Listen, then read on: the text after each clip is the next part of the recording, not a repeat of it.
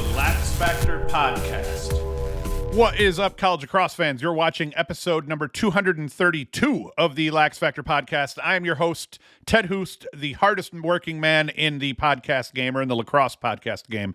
Anyway, before I dive into all of this, as always, you can go to LaxFactor.com. You can support us that way, get branded t-shirts. You can watch our videos and listen to the audio podcast here. You can get t-shirts that are just random t-shirts that I designed related to lacrosse, and you can watch our strategy videos. But before I dive into my top 10, by the time I got through all the research and everything I've done for these teams, I kind of switched up drastically about 15 through 11. So I'll talk about that at the end of this episode. But right now, without further delay, because I've got to get through these, I want to dive into my top 10 now. I want to start with my top 10. My number 10 team is Penn. They were 13-5 last year, 3-3 in the Ivy. They lost to Rutgers in the NCAA second round.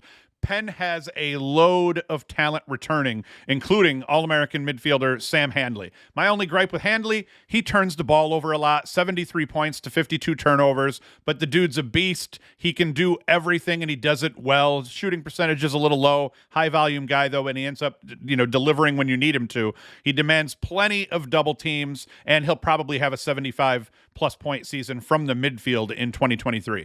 Also back, honorable mention, All-Americans BJ Farrar, Brandon Lavelle at D, Peter Blake at D, Piper Bond at short stick D mid. They bring skilled guys back that have experience on the defensive side of the ball. And then from a offensive standpoint, as you go through their roster, they get pretty much all of their top scorers back. On the defensive side, they get pretty much all of their top contributors back in terms of being on the field. Their only holes in cage, Birkinshaw is out, as is Jamie Zuzi, their face-off guy from last year.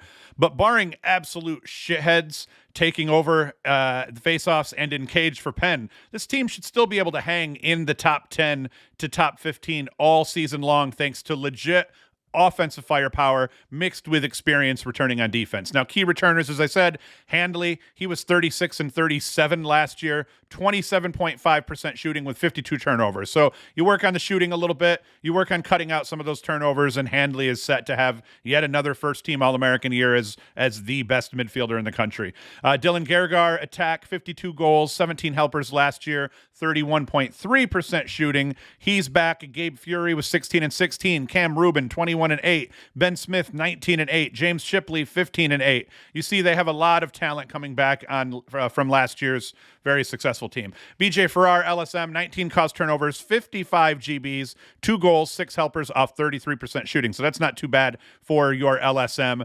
Brandon Lavelle, defender, 11 caused turnovers, 24 GBs. You kind of go through the list here and you see they've got experience coming back all over.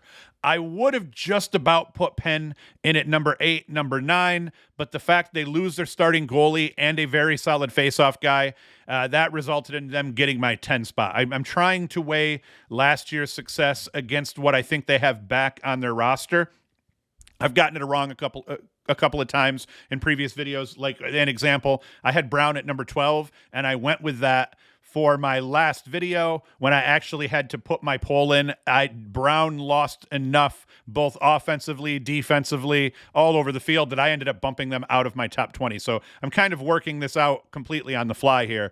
But I think that if they can find a goalie that can save the Rock at a 55% clip like Birkinshaw did. Birkinshaw was 56.6% last season is what I have here. If they can find someone to be serviceable in cage between 53-55%, which is, it's asking a lot, but with a solid defense in front of them, they could do that. Then I say giddy up, and this team wins 10 or 11 games and makes the NCAA tournament. If they get roasted at the dot and have a goalie that's about as effective as Swiss cheese, 10 wins will be their absolute ceiling, and that may not be good enough to get them in without winning the Ivy League tournament or something like that. It might be, but in the end, Penn, I don't think they're going to disappoint. I think whoever they put in pipe is going to be serviceable. They'll find a face-off guy to win the Rocket at 50%. And one thing I haven't talked about at all is newcomers. I've talked about transfers for all of these teams. I have not talked about incoming freshmen and how they might help, partly because it's never a guaranteed thing. You see it even at some of the best schools. Some of the best players that come in end up not contributing all that heavily as freshmen. So I purposely kind of avoid it, and I'm just talking known quantities because I think that's the fairest way to at least come up with a preseason top 20. And then as the season gets underway, all bets are off, and it's based on what have you done for me lately. So I think that Penn should be, one of the favorites to win the Ivy. I like Yale up there right with them, who we're going to talk about, because Yale is my number 9 team. And I do think that the Ivy is going to go between Cornell as the favorite, and then I think Yale and Penn are going to be below them, and then who knows beyond that. But anyway, Yale is my number 9 team in my poll. 12-5 last year, 4-2 in conference, lost to Princeton in the NCAA tournament quarterfinals. Yes, Yale is another team that barely slipped up last season. Their worst loss was to Penn State. Not great. They played terrible in the first quarter and the third and fourth quarters in that game. Had a solid second quarter. They paid. Let me see here. Where was I? Okay, so yeah, after losing to Penn State, each of their 4 losses after that were all to NCAA tournament teams, and all were Ivy League foes. They played poorly in a couple of those losses, but the Ivy was a gauntlet, and they made it out at 4-2 in league play. That's not too bad. Matt Brandow being back is a monster reason most should be on board with Yale being and maybe finishing in the top 10. As I've said in an earlier episode, Brandow, a first-team All-American a season ago, he, to me, is the best player in the country overall. He does everything well. He does it quietly, but with swag at the same time, which is a weird dynamic. He'll dodge on you and win. He'll find open space while you're sleeping and win. He'll throw a dime to a cutter and win. He scraps for loose balls. He rides, and he leads this team by example. He's a top returning scorer in the country, so statistically, I'm not even all that far off. He finished second in points nationally with 99 points, good for 5.82 points per game. His 3.35 goals per game was good for 6th in the country. 2.43 assists per game had him sitting at 12th in the country. Shooting percentage of 41.3%, which that sat him 27th nationally, but almost every guy that was ahead of him in terms of shooting percentage, they were off-ball guys that typically have higher shooting percentages. Brandow is not an off-ball guy. Him putting up a shooting percentage up of 41.3% with as much as he carries the ball and creates for himself, that's putting him in the top 3% in terms of overall players and shooting capabilities, because guys like him typically have a much lower shooting percentage. The truth is, only a couple of guys that play the sport of college lacrosse can hang with Brandow and do the things he does. Now, I'm officially a Brandow fanboy, and I've been outed as such, so I can deal with that. But now let's talk about everybody else that's back. Back to help out on offense. Second-year guys, Leo Johnson, Chris Lyons. Johnson, 64 points. That he mirrors Brandow in that he's a clear 50-50 threat in terms of how he generates offense. Lyons, a bit more of a goal hawk. Brad Sharp, another second year. He put up 36 points a season ago, and he can hurt a defense in multiple ways. I think he was like 19-19 or 18-18 or some crap like that. I guess 18-18 it would have to be what he was. Or maybe he was 19-17. I'm starting to think that. Yeah, I digress, though. Thomas Bragg, veteran sniper. Dude has one of the hardest shots in all of college lacrosse. He's back to smoke keepers from deep.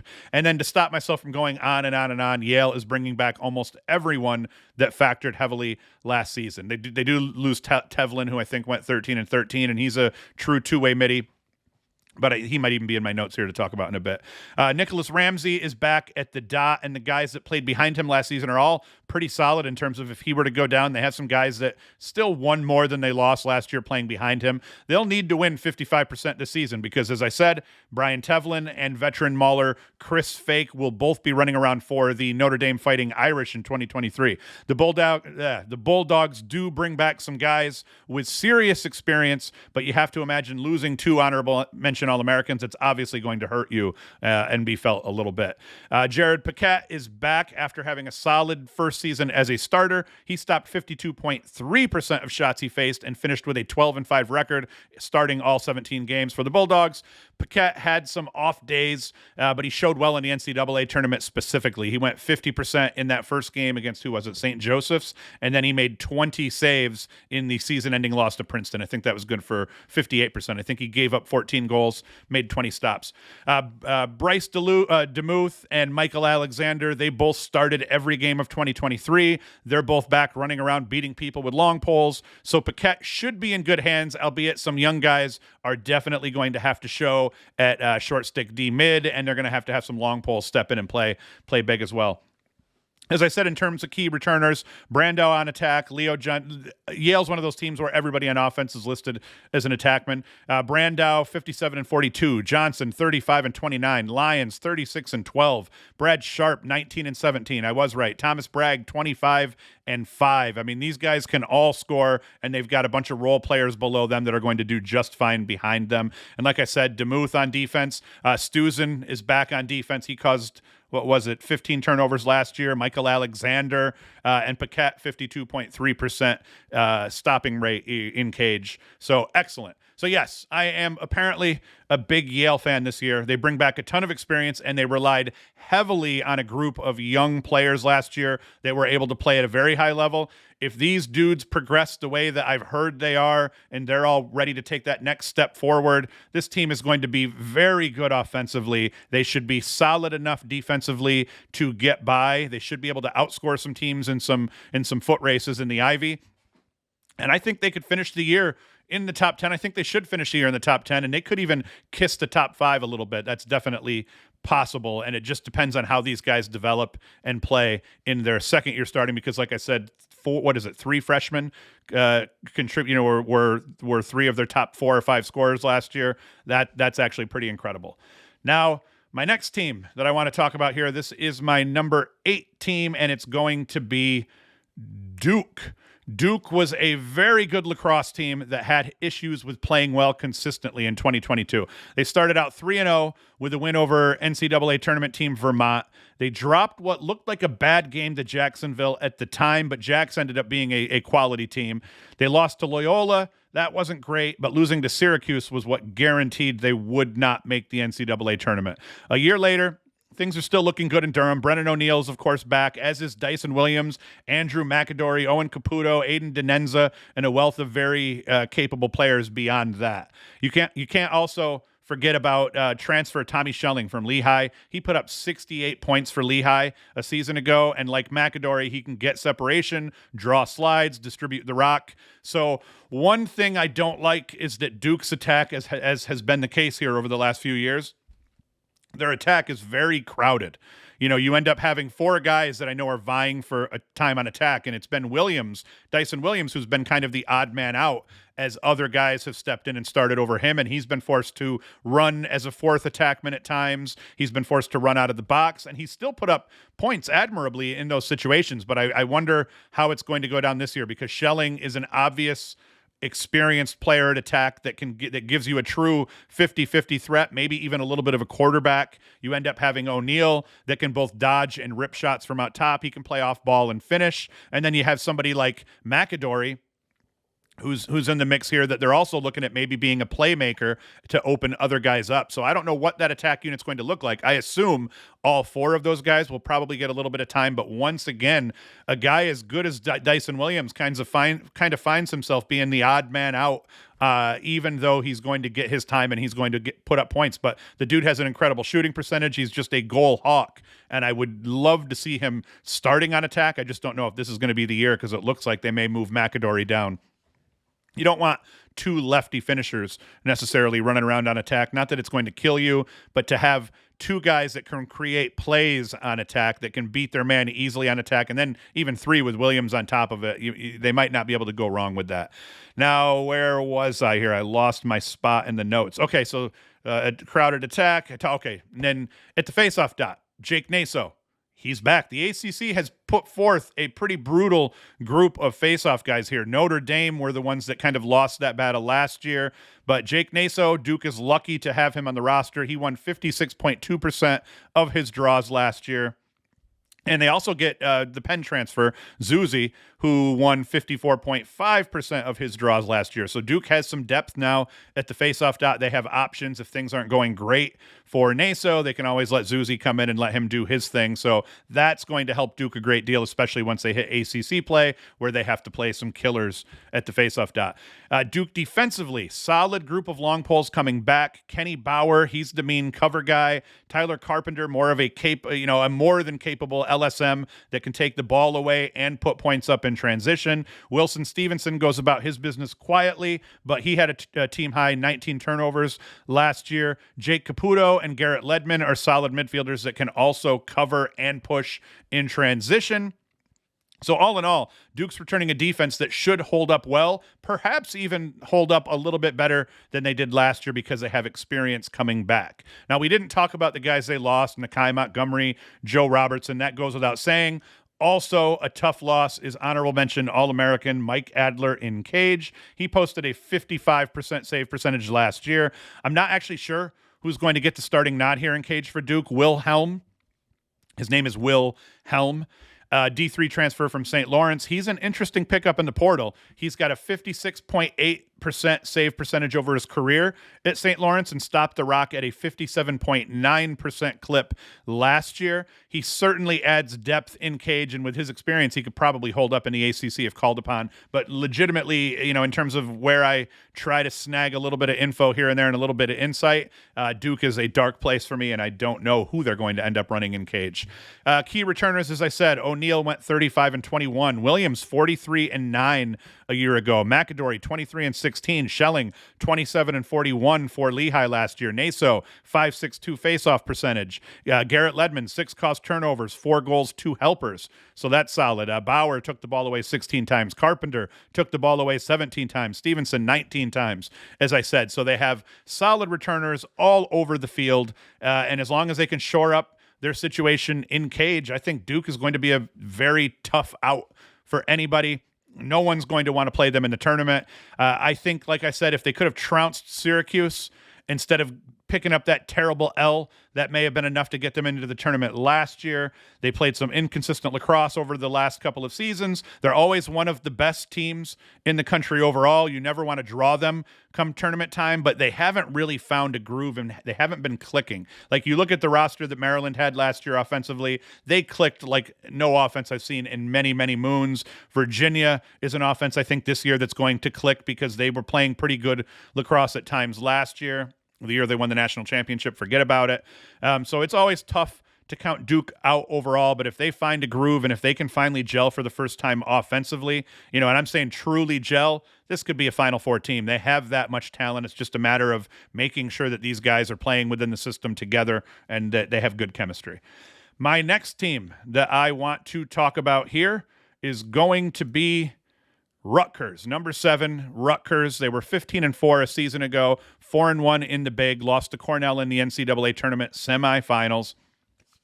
Overall, there is a ton to like about Rutgers in 2023. Now, my first thought as I started reviewing teams, and more specifically, as I started to get into like my 12 through 10, I started thinking, man, did I put Rutgers a little bit too high up here on my list? But now that I've kind of gotten through doing my research for them, I haven't done my research for 5 through 1 yet, but I've kind of already profiled a couple of those teams. I think 7 is fair for Rutgers. I'm trying to find a happy medium between rewarding teams for what they did last year compared to what they do actually have coming back this year. So I think Rutgers' 7 through 9 ranking is probably pretty fair for them. Because last season's success had to stand for something, I would suppose. Now, offensively, Ross Scott is back to jack people up. His 50 goals and 25 assists were a big reason Rutgers was right behind Maryland in the Big last year and the year before. Considering Mitch Bartolo and Ronan Jacoby are both gone, his contribution should be expected to jump a little bit. I see like an 80-plus season on the horizon for Scott. I don't think he's going to go through the roof and go 90 or 100 or anything, but I think he should put up points somewhere in the 80s. Shane Knobloch, Brian Cameron, all ready to go as well. They put up 48 and 44 points respectively. David Sprock was injured last year, but he's back and healthy. He put up 27 points from the midfield in 2021 for Rutgers. On the defensive side of the ball, Rutgers lost quite a bit overall, but once again, they've been good at using the transfer portal. Since COVID hit, Rutgers wasn't a great team leading into the COVID canceled season. In the COVID canceled season, they were downright bad. But coming out of COVID with the transfer portal kind of being fully online, they've been able to take advantage of the transfer portal in the last 2 seasons, and now this will be the 3rd season. They've done a good job in the transfer portal to make sure that they've replaced what they lost. So like I said, on the defensive side, they lost a couple of starters, a couple of honorable mention All-Americans. Is that them or is that the next team here? But either way, back Ethan Rawl, no brainer here. LSM, I think he was a second team All-American last year. He might have even been the first team All-American. Guy's a legit turnover-causing animal. Bobby Russo is also back, and Bryant transfer LeJon Jones. He'll likely see time on close defense. They also lost a pair of very good SSDMs. Why did I say SSDMs? That's weird. Short stick D mids. So they got a transfer from Mount St. Mary's, Noah Daniels. That is a big get, as is John Miller of Bryant. Now, Daniels is a very good defender, and he put up 9 goals and 4 assists last year for the Mount. So those are two very good additions here. They grabbed DePaul, they grabbed 2 defensive midfielders, and that's going to help bolster that defense that had some question marks. Now, they lose their goalkeeper. Also, have no fear, because goaltender Kyle Mullen, he transferred in from Harvard. He not a huge save percentage or anything like that. Let me see. I have it down here on my page. He was 50.8% last year for Harvard. I like the group that he has in front of him at Rutgers a little bit more, so I think he can improve upon that, but they just need him to be 51 to 53%, and they'll be in line for making the NCAA tournament. If this kid could propel, if this defense in front of him can play well, and he can get himself up into the 54, 55, almost guaranteed they are an NCAA tournament team here. As we rip through, again, look at the key returners. Ross Scott, 50 and 25. Knobloch was 32 and 16. Brian Cameron, 34 and 10. Sprock, 17 and 10. Ethan Rawl, 31 caused turnovers. Noah Daniels, as I said, 13 caused turnovers, 44 GBs, 9 goals and 4 assists. He's the Mount transfer, short stick D mid. Bobby Russo, 12 caused turnovers. LeJon Jones, he's a Bryant transfer defender / LSM is what it said. 16 caused turnovers and 20 GBs and 4 goals. So, like I said, they lost a couple of defenders and a couple of short stick D mids. They replaced them with quality talent. And so long as these guys can just get online and play at the same speed and do that early in their season, Rutgers is going to be good. Now, I admit, like I said, putting them in this spot is partly credit from last year's success. They've been playing at a high level the last 2 seasons, like I said, since COVID. They keep adding depth via the transfer portal. This year wasn't different. They added depth in just about every spot they needed, and their schedule is favorable early, with Army being the only real tough test in theory early on. You never know how a team's season's going to go, but they have Army, I think, their 3rd game of the year after 2 gimme games to start. So by the time they get to the Princeton game, which is in Piscataway, there's a good chance that they're either 5-1, or if they can beat Army, 6-0 heading into that contest against Princeton. And then from there, they'll be tested almost every week between Big Ten conference foes. I think they'll have, obviously they're going to have to run the gauntlet. They're going to have Ohio State, which is going to be very tough. They're going to have Maryland, which is always really tough. Penn State could be a little bit improved here. Michigan's going to be a veteran group. I'm not sure they're going to be, making a bunch of noise in the big, but they're not going to be an easy win necessarily. So they're going to have to handle their business. But they have a schedule that will favor them a little bit, so long as they don't drop any terrible games early. Now, we're going to talk about the last team that I have to talk about here, at least today in this podcast. It is my number 6 team, and that number 6 team is Notre Dame. 8-4 last year, 5-1 this year. So I'm going to rant a little bit here about my problem with Notre Dame. They're a cautionary tale for D1 college coaches that are making their schedules. Shore up your schedule or get left out of the NCAA tournament in odd and painful ways. This is what happened to Hopkins when Hopkins kind of started falling from grace, and it ended up costing Petro his job. Some people are going to roll their eyes at me, but hear me out for a second. You got Syracuse, you have Hopkins. They used to both play 12-game schedules. They would pretty much just play on weekends until they got later into the season, and then they would start playing weekday games. At least that's how Syracuse's was. But they would play 12-game schedules, and usually 8 or 9 of those teams were almost always ranked, and they'd have maybe 1 or 2 gimme games on that schedule with someone middling there. And it ended up putting Hopkins in a position where they were one of the better teams in the NCAA and surely willing or worthy of making the NCAA tournament. But they would struggle because of their brutal schedule to just finish like 6-5 or 6-6 or something like that. There was a couple of years where it came right down to Hopkins. Are they going to finish above 500 or better or not? And that hurts them. Now, Notre Dame found themselves in that situation last year. They fell victim to the ACC having a down year. They were forced to play and beat Syracuse twice, and that ended up being 2 wins that did nothing to improve their overall strength of schedule and allow them to add quality wins. It did the opposite. It lowered their overall strength of schedule, and they had 2 wins that were worth almost nothing. The losses they had were all reasonable. They dropped non-conference matchups to Georgetown, Maryland, and Ohio State, and they did that in 3 consecutive games. They started 1-3, picked up an easy win. They're 2-3, heading into a matchup with Virginia. They lose that to drop to 2-4, and then they didn't lose for the rest of the season from there. So they win 6 games back to back to back to back to back to back, whatever it is. The problem, their only quality wins were against Duke, who they did beat twice, and then North Carolina, who struggled out of conference on top of it. So it ended up not being as quality of a win as they would have thought. The fact that the Irish had to face terrible Syracuse twice as part of the conference play, that dragged their overall SOS down. Really, it dragged it into the toilet, and it became pretty clear once it came time for NCAA selection that their resume was not good enough to make the tournament. The issue, they haven't learned anything from those issues last year, and it looks like they haven't published their schedule officially, I don't think, at least not on their website yet. But from what I can see on Inside Lacrosse, because everyone else has published their schedules, it looks like they're playing 12 games again. If they go 8-4 with the schedule they have, there's a very good chance they don't get into the tournament again. If they can finish 9-3 with the schedule they have, then giddy up, as long as they don't lose to any crap teams. But it's a trash schedule, and it's a shame because they have one of the most exciting offenses to watch in college lacrosse. Pat and Chris Kavanaugh are both back, and from what I'm hearing, Chris may make a huge jump forward in terms of his play, and he was already pretty good last year.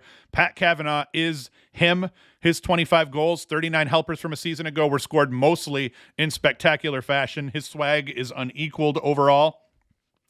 His goal celebration game, tight, almost a la Kyle Marr of Hopkins from a couple of years ago.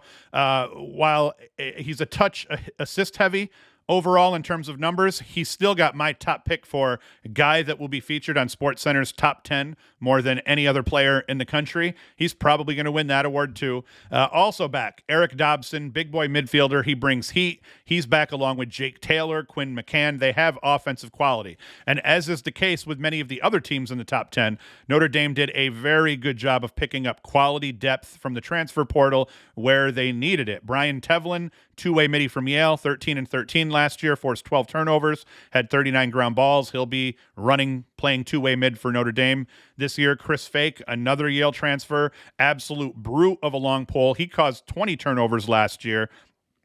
Chris Conlon, another defensive transfer out of Holy Cross that will surely find his way onto the field for the Irish as well. They'll join guys like Jason Reynolds, Jose Boyer, Ross Bergmaster, and I think that defensive unit that they're going to put on the field is going to easily be able to hold up in ACC play and in their out-of-conference play. The problem is you just can't take a weekend off, and you got to make sure you win all the games you're supposed to win and that you don't drop anything that you're not supposed to, or it's game over here. Back in cage, also, All-American Liam Entenmann. He stopped 57% of the shots he faced last season. His only problem, a little bit inconsistent when they played good teams, but other than that, he is as good of a goalkeeper as you're going to find in Division I this year. With the defense that Notre Dame's putting in front of him, I think that that's going to allow his numbers to stay in that 55 to 57% range. Like I said, they lost some guys, but they made up for it in the transfer portal. They'll have to figure out some things at the faceoff dot. Will Lynch and Colin Hagstrom, they did not get things completely figured out last year. So as we kind of rip through their roster, key returners, the Kavanaugh brothers, Eric Dobson, Jake Taylor, Brian Tevlin, and then as we talked about on defense, Liam Entenmann in cage, Conlon and Fake, both transfers in at D, Tevlin at short stick D mid. So, I mean, they have a wealth of players returning all over the place. I do think that Notre Dame should end up being one of the best 5 to 7 teams in the country. They tend to kind of start a little slow. They play so few games and they start late. It's just kind of hard for them to catch up and stay in line with everybody else. But last year, by the end of the season, they looked like one of the best teams in college lacrosse. They just didn't build a resume to prove it, and I'm afraid that could happen to them again this year.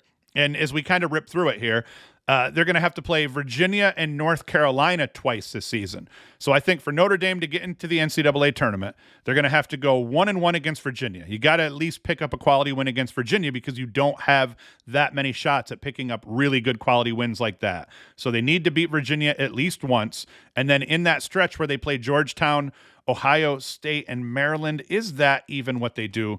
Let me bring this up again here. Inside Lacrosse, Notre Dame. I want to bring up their roster and schedule. That's not what I want. Here we go. All right, let's bring up the 2023.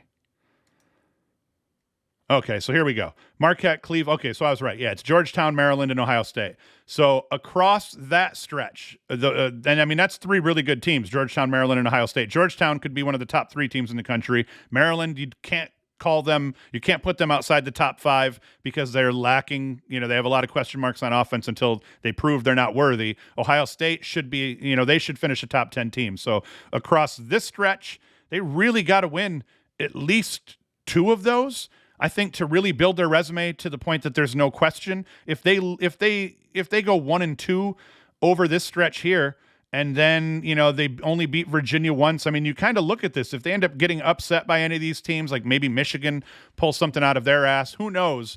It could go very bad for Notre Dame very quickly. It's almost like they're playing a college football schedule where you lose any game within the first five and your chance of winning the national. It's not so much as bad as it used to be, but it used to be that bad. You drop one game that you're not supposed to, it could derail your whole season. And I'm not saying it's that serious for Notre Dame, but it's not good. And I would have liked to have seen them picked up some more games. What do they got here? 1, 2, 3, 4, 5, 6, 7, 8, 9, 10, 11, 12. They should be playing 14 games. They should have tried to pick up somebody like a Delaware, a Vermont, maybe even try to pick up a middling team that you really do think that you're going to beat still, because Delaware would be a little bit scary at this point because they're so good. But, that's my big disappointment. If they lose to either Marquette, Cleveland State, or Michigan and don't finish at least 9-3, their season's likely over in terms of their ability to get an automatic bid to the or get a at-large bid to the NCAA tournament. So now we have one more thing to talk about here, and this is going to be, I'm trying not to show you my top, and you can't see it here on the screen. I'm trying not to show you my top five, but you can see if you go to LaxFactor.com/poll, it'll bring you to this page where I'm just going to keep my poll running. I have to put the vote in every week, so I'm just going to keep it tallied throughout the week. I'll keep the team's records in here and everything. Maybe we'll add some additional notes and crap like that, and then anything poll specific, I'll put the podcast stuff will be down here. But one thing I changed by the time I got to my voting, I think I did it yesterday. I had decided, I think I had Brown at number 12, or maybe they were at number 13. Based on my research and what everyone else has done, I bumped Brown completely out. I shuffled a couple of other teams here as well. I ended up bumping Denver, and I put both Boston U and Delaware ahead of Denver because I legitimately believe if Boston U or Delaware played Denver tomorrow, I got to thinking, okay, yeah, these two teams had more success last year than Denver did, so why am I not rewarding them? And then when it comes down to the talent that's returning, both of these teams have everybody back, and Denver lost a buttload of people. So it's like, why wouldn't I end up putting them ahead? So I did bump Delaware and Boston U up. I bumped Denver and Harvard down. I believe I actually caused Jacksonville to frog jump a little bit, and I brought Navy in. And put them in as my 20th. I was between St. Joseph's and Navy, and I decided to go with Navy. So those were the changes I made to my poll. I'm going to do my number. I'm not going to let you see it here, but I am going to do my numbers 5 through 1. That will be on Wednesday's episode. And we'll be done with the top 20 preseason poll. And at that point, I'm going to have to start literally previewing games because we'll have games coming up, I think, the following weekend after that. So we're going to go heavy here. I didn't do PBLA and NLL action this week because it takes me a really long time to write these games up. So I will get back into those once I complete the top 5 on Wednesday, and then that following weekend we can start talking about, in the weeks leading up to the actual college season, we can start talking about PBLA and NLL a little bit more. So I apologize for that. I apologize for not putting a video out Friday for a film review. Once again, I ended up putting my time into starting to write this. And that's it, everybody. So I am actually, you're probably watching this Sunday morning. I'm actually recording this on Saturday afternoon, getting ready for the Giants game. So hopefully by the time you're watching this, the Giants will have defeated the evil Philadelphia Eagles. If you are a Philly fan, today you are my enemy and you are dead to me. Other than that, we're cool. But that's it, everyone. Come back Wednesday. I'll finish this list off, numbers 5 through number 1. And then we'll get into, starting to preview the upcoming games. We'll start doing some betting talk and all of that crap as we get close. College lacrosse is almost upon us. So be sure to like, subscribe, share the shit out of this podcast with everyone that you know and love so that they can be better informed before they bet on lacrosse or when they talk to their buddies about lacrosse and so on. Thank you for watching. Thank you for listening. Like I said, I'm your host, Ted Hoost, the hardest working man in the lacrosse podcasting game. And that's it. I'm going to shut the hell up. Hoost is out. The Lax Factor Podcast.